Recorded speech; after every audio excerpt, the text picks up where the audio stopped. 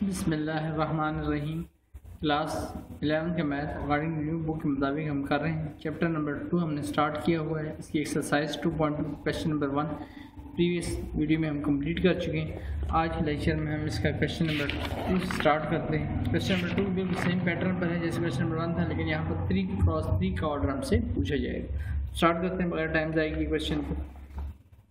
Construct question number 2 है और उसका फर्स्ट पार्ट है कंस्ट्रक्ट ए मैट्रिक्स बी। इन मैट्रिक्स का नाम वहाँ पर फर्स्ट पार्ट में ए था, यहाँ पर बी कर दिए गए। ए आई जे, आई स्टैंड करता है फॉर रोज, जे स्टैंड करता है for column of order 3x3 की हमने मैट्रिक्स फॉर्म करनी है। फॉर विच, जिसके लिए हमें फर्स्ट पार्ट में अगर ये क्वेश्चन दे दे और हमें कहा जा रहा है कि ऑर्डर बनानी है मैट्रिक्स किस ऑर्डर की, 3x3 की। और ए जैसे आपको बता चूँ, ए एलिमेंट्स हैं आपके मैट्रिक्स के। I stand for rows, J stand for column, यानी रोज एंड कॉलम।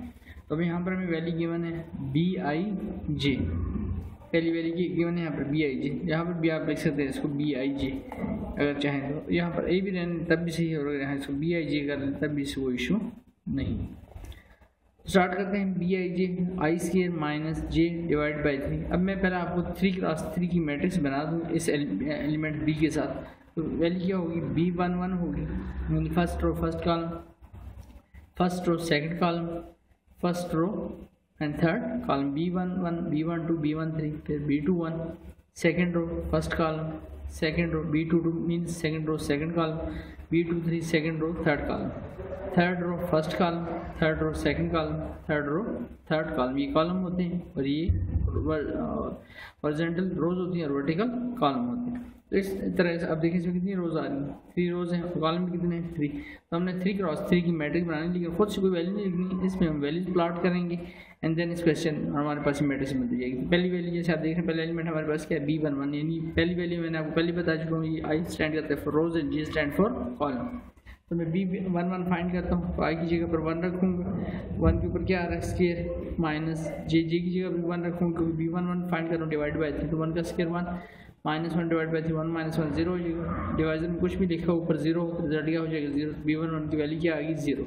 अब याद रखें कि आई के ऊपर स्क्वायर है, जे है डिवाइड बाई 3। तो अब मैं B12 रखूँगा तो 1 का तो स्क्वायर रहेगा, माइनस जे की जगह वैल्यू चेंज होगी, जे की जगह वैल्यू क्या आएगी दैट इज 2। सिमिलरली थर्ड में 1 की जगह पर स्क्वायर रहेगा, जे की जगह पर वैल्यू क्या हो जाएगी 3 डिवाइड बाई 3। ठीक, नेक्स्ट पेज पे करते हैं इसको आगे।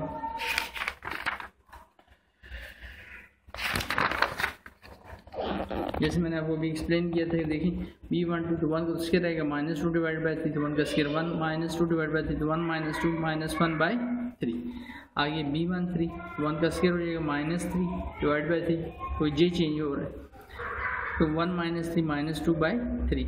अब B21 तो अब सेकंड रो शुरू होगी, सेकंड रो तो आई की वैल्यू चेंज होगी, 2 का स्क्वायर हो जाएगा माइनस जे की जगह पर आई स्क्वायर माइनस जे था क्वेश्चन हमारा, तो आई की जगह पर वैल्यू 2 स्क्वायर होगी -1 बाई 3, 2 का स्क्वायर 4, 4 - 1 बाई 3 तो वैल्यू 3 बाई 3, 3 बाई 3 कटिंग होगी तो रिजल्ट क्या आ गया 1। अब B22 तो 2 का स्क्वायर हो जाएगा माइनस जे की जगह पर 2 आ रहा है, 2 का स्क्वायर 4, 4 - 2 बाई 3, 2 बाई 3 कटिंग नहीं होगी, ऐसे जिस रहने देते हैं इसको। B23 तो 2 का स्क्वायर -3, तो 2 का स्क्वायर 4 हो जाएगा, -3 तो 4 - 3 1 बाई 3। B23 भी फाइंड कर लिया। अब B31 तो 31 का मतलब आई की वैल्यू फिर चेंज होने लगी, तो आई की स्क्वायर था तो यहाँ पर वैल्यू होगी 3 स्क्वायर माइनस जे, तो जे की वैल्यू क्या आ रही 1 बाई 3, 3 का स्क्वायर 9, 9 - 1 बाई 3 तो 9 - 1 8 बाई 3 कटिंग नहीं हो रही, तो ऐसे जिस रहने देते हैं इसको। तो B32 3 का स्क्वायर हो जाएगा, फिर क्योंकि आई स्क्वायर माइनस जे की वैल्यू 3 का स्क्वायर 9 - 2 बाई 3 तो 9 - 2 7 बाई 3। आगे चलते हैं नेक्स्ट B33 तो 3 का स्क्वायर -3 9 - 3 3 का स्क्वायर 9 हो गया, 9 - 3 बाई 3 तो 6 बाई 3 कटिंग हो रही, 3 में 3 3 2 6 तो हमारे पास रिजल्ट आ गया 2। तो इस तरह से हमने सारे एलिमेंट B33 तक फाइंड कर लिए। अब हम इनको लिखते हैं। सबसे पहले हमने फाइंड किया था B11, इसमें वैल्यू प्लॉट करूँगा B11 B12 B13, तो B11 की वैल्यू क्या आई थी 0, देन उसके बाद B12 की एंड देन हॉरिजॉन्टल लिखनी है वैल्यूज B12 एंड B13। तो B12 की वैल्यू क्या आएगी, तो B12 की वैल्यू आप देख लें क्या वैल्यू है -1 बाई 2 -1 बाई 3 -1 बाई 3, यहाँ पे -1 बाई 3 लिखा। देन B13 की वैल्यू, B13 की वैल्यू आप देखिए क्या आएगी -2 बाई 3 B13 की वैल्यू, तो वैल्यू हम यहाँ पे लिखते हैं -2 बाई 3। आगे चलते हैं B21 B22 B23 B31 B32 B33। तो इस तरह से हमने मैट्रिक्स फाइंड की of order 3 rows and 3 columns की, और जो इन्फॉर्मेशन में गिवन थी, इन्फॉर्मेशन क्या गिवन थी, दैट इज BIJ इक्वल है आई स्क्वायर माइनस जे बाई 3। तो इसका फर्स्ट पार्ट कंप्लीट होता है। उम्मीद है क्वेश्चन आपको अच्छे से समझ आया होगा।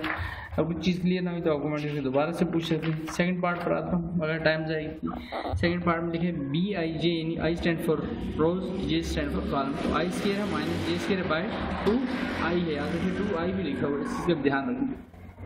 ये क्वेश्चन है हमारे सामने 3 रोज 3 कॉलम का मैट्रिक्स बनानी है हमने। तो B11 B12 B13 B21 B22 B23 B31 B32 B33 same वही कुछ रिपीट होगा, अलबत्ता क्वेश्चन हमारा चेंज है। मैं पहले एलिमेंट को फाइंड करता हूँ B11, तो ये हो जाएगा 1 का स्क्वायर माइनस 1 का स्क्वायर बाय 2 इंटू आई। आई की वैल्यू 1 है, 1 माइनस 1 0 एंड 2 1 2। न्यूमरेटर में 0 हो जाए, डिवाइजर में कुछ भी लिखा रिजल्ट 0। B12 यानी फर्स्ट रो है, अब सेकंड कॉलम है, 1 का स्क्वायर, लेकिन यहाँ जे की जगह वैल्यू चेंज होगी। जे की जगह वैल्यू क्या आ गई आपकी 2 सेकंड पार्ट में, यानी B12 सेकंड एलिमेंट में 2 का स्क्वायर हो गया by 2 into I. I change नहीं हो रही, नीचे क्या लिखा था 2i, तो वो तो 1 ही है। 2 इंटू 1 होगा तो 1 का स्क्वायर 1, 2 का square 4, 1 minus 4 minus 3 by 2। Divide नहीं हो सकता, पॉइंट में लिखने की जरूरत नहीं है, एज इट इज ये हमारा आंसर आ गया, सेकंड एलिमेंट आ गया। B13 I square minus J square, first I है सेकंड जे है, तो I square minus J square by 2i। I की वैल्यू 1 है, 1 का स्क्वायर 1, 3 का स्क्वायर 9 हो जाएगा by 2, 1 minus 9 minus 8 by 2, cutting हो रही 2 1 2 2 4 8 माइनस 4। आगे चलते हैं B21, अब सेकंड रो है फर्स्ट कॉलम में, तो I square minus J square, तो 2 का स्क्वायर माइनस 1 का स्क्वायर बाय 2 इंटू आई। तो आई की वैल्यू चेंज हो गई, आई की वैल्यू क्या है, अब अभी 2 है। 2 का स्क्वायर 4, 4 माइनस 1 बाय 4, 4 माइनस 1 3 हो जाएगा, 3 बाय 4। B22 पर आते हैं, 2 का स्क्वायर माइनस 2 का स्क्वायर बाय 2 इंटू 2, 2 का स्क्वायर 4 माइनस 4 बाय 4, 4 माइनस 4 0 हो जाएगी वैल्यू। देन B23 2 का स्क्वायर माइनस 3 का स्क्वायर बाय 2 इंटू 2, 2 का स्क्वायर 4, 3 का स्क्वायर 9, 4 माइनस 9 माइनस 5 बाय 4। आगे चलते हैं नेक्स्ट B31, अब 31 तो I square minus J square, तो आई वैल्यू 3 होगी, 3 square minus 1 square by 2 into I, तो 2 इंटू 3, 3 का स्क्वायर 9 माइनस 1 बाय 6, तो 2 3 6 हो जाएगा, 9 माइनस 1 8 बाय 6, तो कटिंग हो रही है 2 4 8 2 3 6, तो 4 बाय 3। B32 पर आते हैं, तो 3 का स्क्वायर माइनस 2 का स्क्वायर बाय 2 इंटू 3, तो 2 इंटू आई, और 3 का स्क्वायर 9 माइनस 2 का square 4 by 6, 9 minus 4 5 by 6, cutting नहीं हो रही तो एज इट इज को छोड़ देते। B33 तो 3 का स्क्वायर माइनस 3 का स्क्वायर बाय 2 इंटू 3, तो 2 इंटू आई था ना, तो आई की वैल्यू देखिए ये वाली फर्स्ट वाली वैल्यू आई की, तो 9 हो जाएगा, 3 का स्क्वायर माइनस 9 बाय 6, 9 माइनस 9 0 हो जाएगा, तो रिजल्ट भी फिर क्योंकि न्यूमरेटर 0 हो गया, डिवाइजर में कुछ भी लिखा रिजल्ट 0 हो जाएगा।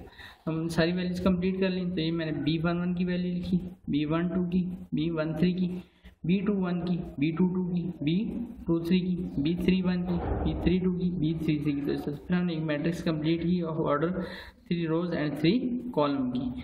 बिल्कुल इसी प्रोसीजर पर उम्मीद है आपको अच्छे से समझ आई होगी। फिर भी कुछ चीज़ क्लियर नहीं तो कमेंट करके दोबारा से जैसे मैंने कहा पूछ सकते हैं। थर्ड पार्ट पे आते हैं, बात अभी भी वही है, इन 3 रोज 3 कॉलम की हमें मैट्रिक्स फाइंड करनी है, जबकि हमारे पास जो क्वेश्चन है वो है BIJ equal to 2 by 2i plus J. Question सिर्फ चेंज करता जा रहा है, मेथड वही रहेगा, I stand for rows, J stand for column.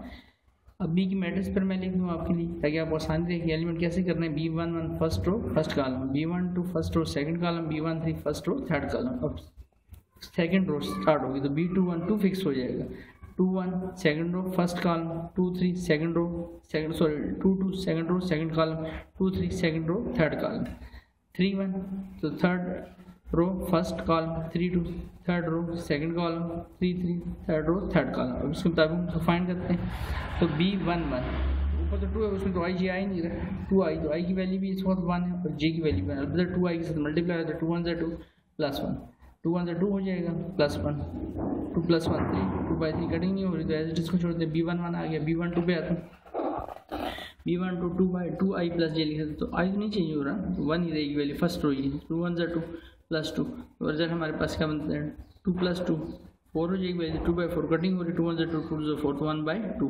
B13 2 into 2i, I की वैल्यू फर्स्ट रो ही है अभी प्लस 2 प्लस सॉरी यहाँ पर ये 3 लिखा हुआ है, वाज़े पढ़ा जाएगा आपसे 3, तो 2 1 2 प्लस 3 वैल्यू क्या हो जाएगी 2 प्लस 3 विद थर्ड कॉलम में हमारे पास वैल्यू जाएगी 2 प्लस 3 5, तो 5/4 2/5 सॉरी 2/5 हमारे पास वैल्यू बनेगी। ये वैल्यू नहीं आएगी क्योंकि मैंने इसको 2 पढ़ लिए थे यहाँ पर, तो ये वैल्यू आ गई 2 1 2 प्लस 3, तो 2/5 हमारे पास B13 की वैल्यू आती है। B21 पे आते हैं, B21 2/2 × 2 प्लस 1, तो 2 to 4 हो जाएगा, 4 + 1 ऊपर 2 है तो 4 + 1 की भी वैल्यू क्या आती है 2/5। नेक्स्ट B22 पे आते हैं, तो 2 × 2i + j, तो सेकेंड रो है तो 2 to 4 4 + 2 6 हो जाएगा, कटिंग होने लगी यहाँ पर 2 1 2 2 3 6 तो 1/3। B23 पे आता हूँ, 2/2i + j, 2i की वैल्यू क्या है आपकी सेकेंड रो चल रही है ना +3, तो 2 to 4 4 + 3, तो 4 + 3 क्या हो जाएगा 7। न्यूमरेटर में तो चेंज हो ही नहीं रही, यहाँ जस्ट क्या लिखा होता है 2 लिखा होता है शुरू से, वही 2 चल रहा है जो क्वेश्चन में हमें गिवन था। वैल्यू क्या होगी हमारे पास 2/7। इस तरह से हमने कंप्लीट किया B23 को 2/7। अब B31 पे आता है 2 × 2i था, तो i की वैल्यू थर्ड रो पे आ गई 2 × 3 + 1, तो 2 2 3 6 + 1 2/7। बेशक वैल्यू सेम आ रही है उससे आपको कोई कंसर्न नहीं, आप प्रोसीजर को अपनी देखते रहना। B32 2 × 3 हो जाएगी, वो थर्ड रो है +2, यहाँ पर वैल्यू क्या होगी थर्ड, ये 3 लिखा 2i था प्लस j की वैल्यू क्या नजर आ रही है 2, 2 3 6 + 2 8 हो जाएगा, 2/8 कटिंग हो रही है, 2 1 2 4 1/4। तो B33 2 × 2i + j, 2 3 6 हो जाएगा, तो 6 + 3 9, 2/9 कटिंग नहीं, तो एज इट इसको छोड़ देते, तो इस तरह से हमने इसको कंप्लीट कर लिया।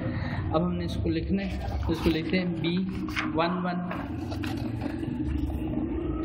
B12 और B13, तो 13 की वैल्यू जैसे मैंने क्या सोची ही कर रहे हैं, यहाँ पर वैल्यू क्या आ रही थी 2/5। Then B21 B22 B23 B31 B32 B33, तो इस तरह से हमारे 3 रोज 3 कॉलम की एक और मैट्रिक्स को कंप्लीट किया। नेक्स्ट क्वेश्चन पे आते हैं, नेक्स्ट पार्ट पे इसके फोर्थ पार्ट पे i² + j² i + j, ये हमें क्वेश्चन गिवन और 3 रोज 3 कॉलम की मैट्रिक्स बनानी है। इस तरह जैसे मैंने ये प्रोसीजर निकल दिया, यहाँ से देख लें हमें जो एलिमेंट चाहिए होंगे वो बता देता हूँ, फिर से आपको बार क्वेश्चन मैंने लिखे हैं यहाँ पर। देखिए पहले एक मैट्रिक्स लिख लिया करें हमने ली B11 B12 B13 B21 B22 B23 B31 B32 B33। अब ये एलिमेंट्स हमने फाइंड करने 3 रोज 3 कॉलम की मैट्रिक्स के लिए। तो B11 स्टार्ट करते हैं, क्वेश्चन हमारे सामने लिखे फोर्थ पार्ट में 1 1 तो 1 का स्क्वायर प्लस 1 का स्क्वायर बाय i + j, तो 1 + 1 यानी i भी 1 j भी 1, तो 1 का स्क्वायर 1 + 1 2 हो जाएगा बाय 2 2 की कटिंग होगी तो वैल्यू क्या आएगी 1।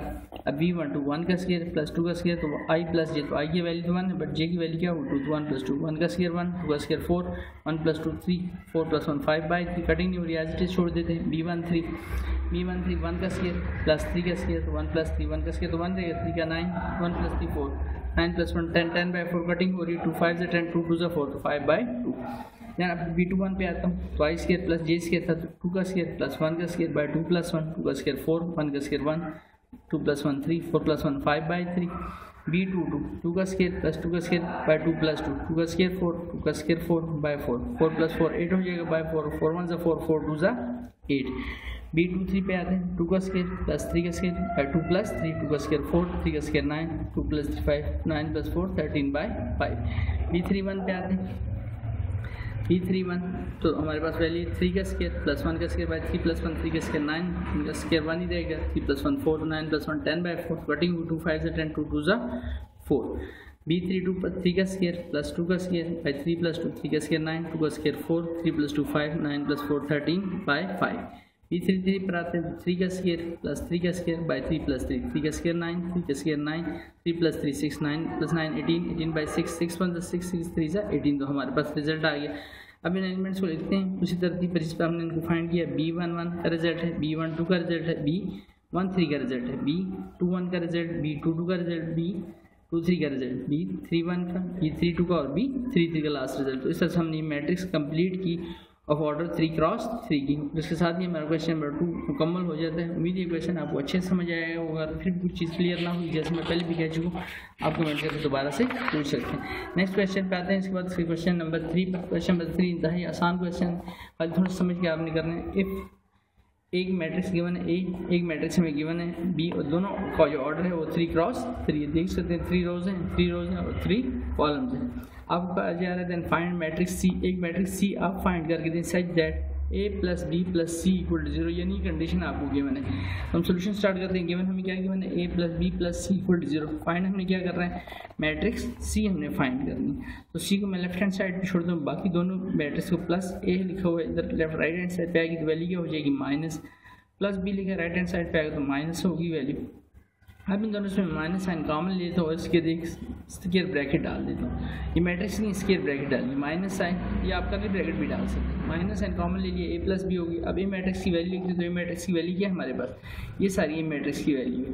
प्लस साइन डालूंगा और बी मैट्रिक्स की सारी वैल्यू, बी मैट्रिक्स की वैल्यू लिखी है तो इस वैल्यू को लिखते हैं यहाँ पर।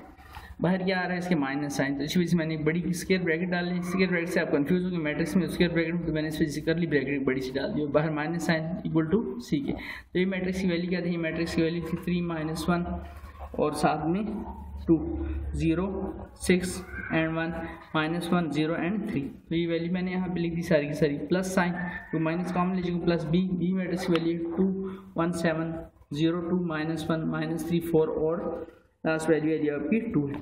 तो वैल्यू हमने यहाँ पे लिखी और दो मैट्रिक्स को ऐड करते हैं। तो पहला एलिमेंट पहले से, दूसरा एलिमेंट दूसरे से, तीसरा एलिमेंट तीसरे से।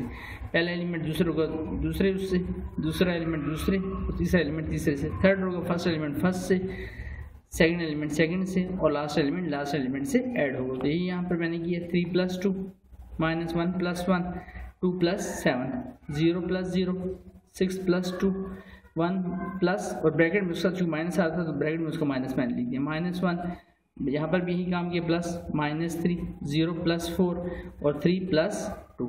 अब इसको सॉल्व कर लेते हैं। 3 + 2 5 हो जाएगी वैल्यू, -1 + 1 कैंसिल हो जाएगी 0, 2 + 7 9 0 + 0 0 रहेगा, 6 + 2 8 1 प्लस माइनस होगा तो 1 - 1 क्या वैल्यू हो जाएगी 0, -1 प्लस -3 भी माइनस, ये भी माइनस ऐड होंगे बट साइन किसका रहेगा माइनस, -4 0 + 4 4 3 + 2 5।